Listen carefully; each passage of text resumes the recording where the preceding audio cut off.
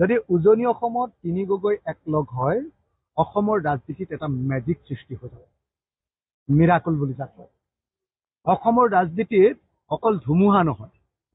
অসমৰ ৰাজনীতিত কি বুলি কয় যাদু এটা তৈয়াৰ হৈ যাব যেটো যাদুৱে সম্পূৰ্ণৰূপে বিজেপিক একদম ধুলি কৰি লৈ যাব আৰু তাৰ কাৰণে প্ৰথম লাগিব আমাৰ বিৰোধী ঐক্য মঞ্চটো ঐক্যবদ্ধ হোৱা কংগ্ৰেছ ৰাইজৰ দল আৰু অসম জাতীয় পৰিষদ যেতিয়া একলগ হ'ব তেতিয়া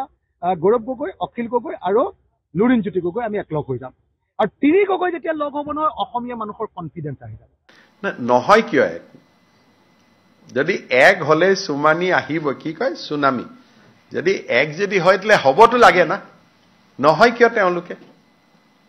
সেইটো পেপাৰক কিয় ক'ব লাগে তিনিজনে বহি এক জায়গাত ভাত পানী খাই দিলেইতো এক হৈ গ'ল হয় নহয় মই জানো তিনিজনে পিছত এইটো ঠিক কৰিব লাগে যে নিজৰ ল'ৰা ছোৱালীক তিনিজনৰ মাজতে পৰিয়ালতে বিয়া বাৰু দিয়া এনেকুৱা আৰু তেতিয়া